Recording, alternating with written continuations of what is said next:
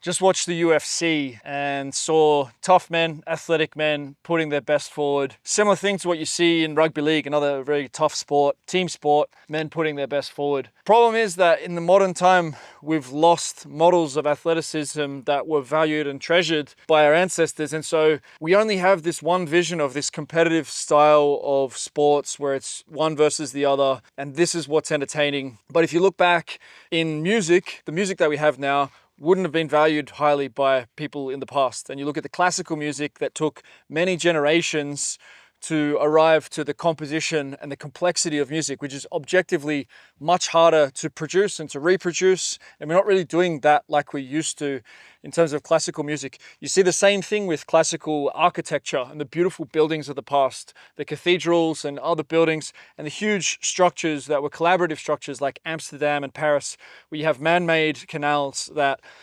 were built by people in collaboration towards a higher quality of life. And this is what I'm proposing to the athletic world, is that we can have collaboration towards a higher quality of life through athleticism.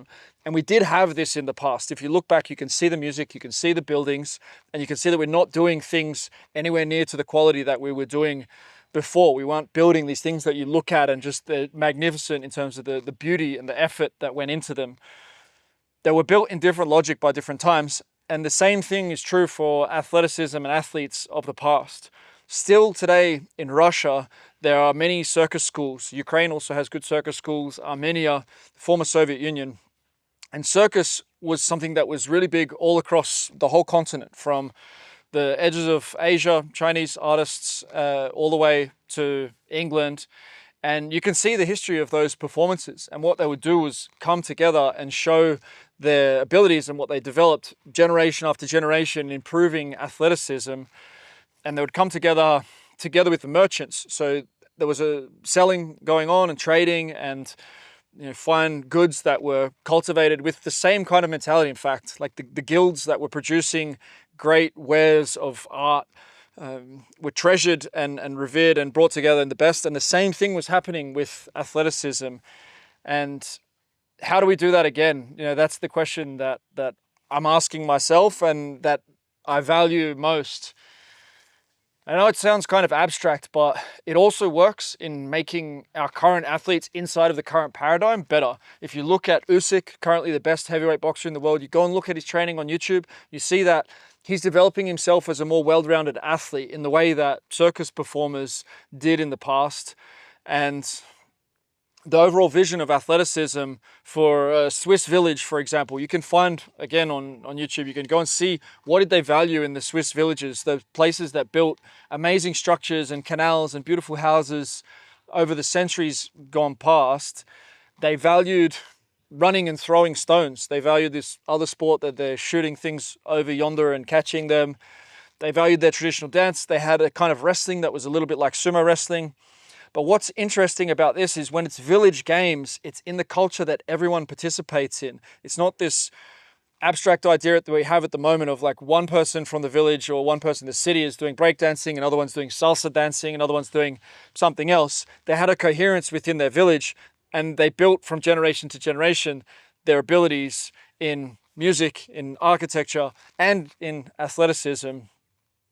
And we're losing that. We've lost that. Watching the UFC, okay, these guys can move really well, but there's also an inherent message of the uselessness of life and fragility and the destruction of another person, where it doesn't have to be like that. And that's not what happens with classical music and classical architecture.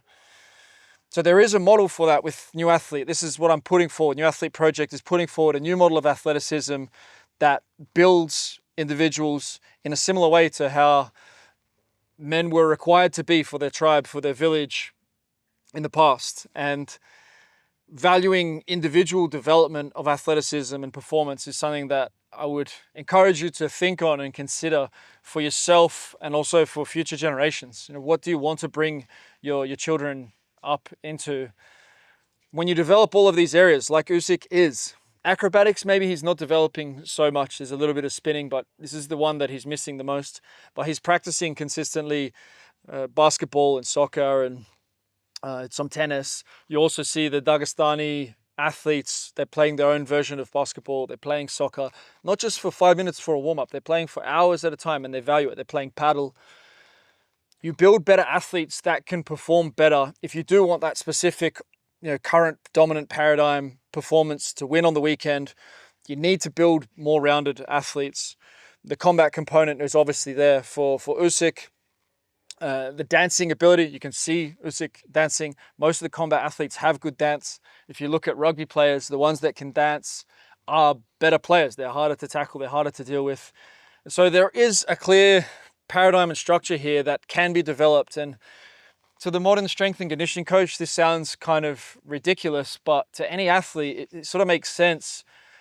You develop yourself between the ages of 0 and 15 to the point where clubs were interested, or your professional contracts, or you could get into a top fighting gym or whatever it is. That work that you did between 0 and 15 was very creative, and it was across lots of different abilities. We're stunting the development of our babies in a terrible way in the modern time. Prams, high chairs, baby carriers. We're consistently restricting the movement of babies, and it means they can't develop as they should develop. The development of the brain initially is mostly around movement, and then later it becomes more about feeling and more about emotional intelligence and higher thought. We don't get to where we can get to with the higher thought to have that classical music and architecture and coherent society that built those grand structures of Amsterdam and Paris and such. You don't get that if you restrict the babies. And that's what's happening, is that from very early on, because we don't have a paradigm of athletic development, we think, okay, yeah, when they grow up, they can go and do some CrossFit or some high rocks or something and get their heart rate up and burn some fat. This is not it. It runs much deeper. This is philosophy of life. This is the flourishing of life. By being overly fearful of damaging our babies. Babies are tremendously robust. They're much more robust than adults. They're not in danger. They need to fall. Falling is a key part of the development of their coordination. They have deliberately extra squishy bodies and brains, and they can fall, and they need to fall to develop themselves. My boy at 4 months old, he was leaning against these things, standing in the gym in Montenegro, and the other guys were there and we were training, and he was watching us train, and then he'd be standing there for 5 minutes, and then he would tumble down, and he would cry sometimes, but many times soon after that, he learned to fall onto his butt, and he walked at 8 months. He walked very early. Now, I know there's individual differences between children, and I'm not saying my child is going to be the most super athlete, but I do know for sure that he's been given the opportunity to feel into his environment, to move, to play. And it really does run deeper than the current paradigm. We're either thinking about professional sports where it's like competing, winning contracts, sponsors, pretend you're drinking out of a Monster can, which is obviously nothing to do with the athlete's preparation to drink this stuff or be involved with these things. It's all a big distraction and facade for big business, and it's pushing that paradigm of competitive nature, dog eat dog, it's you against the world. We have this idea, and then we have the other, let's burn calories, let's look good in the mirror, but we don't actually have to be good at anything. The UFC fighters and the rugby players, they have fantastic movement. But it's a shame that it's not being taken as far as it could in terms of athleticism. And then we have this basic paradigm of I'm just going to punish myself into 10,000 steps every day, and I'm just going to be able to do a few lifts so I don't get fat, or I'm going to push my heart rate up or burn some calories. There is another way, and the other way does exist through history. And when you do it, when you experience it for yourself, particularly around others who are also moving into this paradigm, it's a beautiful thing, and it's a better way.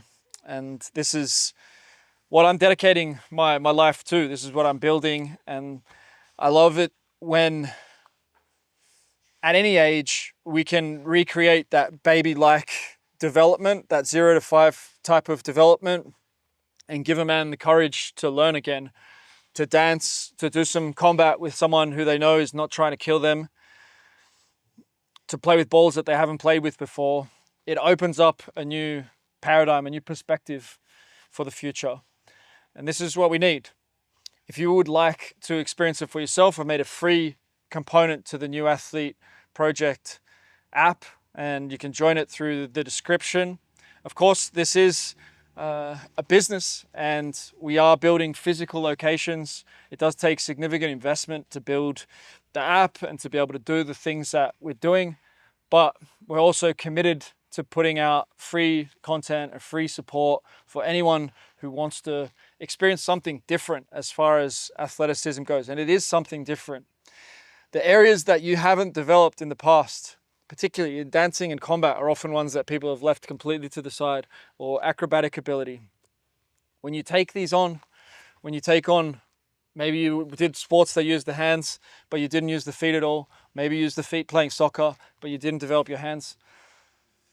When you fill in these gaps and take on these weaknesses, you become someone else. And that's the invitation, to become someone else through athleticism, pass that on to other generations. I don't know if we can solve the problem of the music industry and the music that we create today and how that's pushed on us. I don't know if we can resurrect the architecture. I don't know if we can make it that people can professionally develop themselves into amazing athletes in the way that happened in the past. More commonly. But I do know that you have the decision, you have the choice of how you develop, what you do with your physical body each day. I have that opportunity to develop myself, to move myself physically. And I know we can move away from that at times as well. I had times where this wasn't a huge priority for me. I was doing other things get busy in life, thinking about other priorities. What I can say is that by putting the focus on this and by sharing this paradigm with my baby, it's been massively life enhancing for me, and to see my boy developing in a very different way to what I see typically, and even the experience that I had with my other two children, it's very powerful. And so this is the invitation. If you would like to join the app for free, you're welcome to do that. If you would like to comment with your understanding of this, maybe you've got things you can educate me on around the history of circus, the history of athleticism. This is a project under construction that I'm working on, particularly the baby and infant side of things, something I'm going to put a lot of energy into over the months and years ahead. I've been really dedicated to this for the last year as I sort of unfolded this broader paradigm and finally decided to face the weaknesses of not being able to dance and not feeling comfortable at all in combat and not being able to balance myself acrobatically. Faced all this stuff in my 40s, and that gives me the confidence to say to you that you can get much better and you're going to enjoy that. So I hope this was valuable, and would love to hear your thoughts and what comes up for you as you listen to this.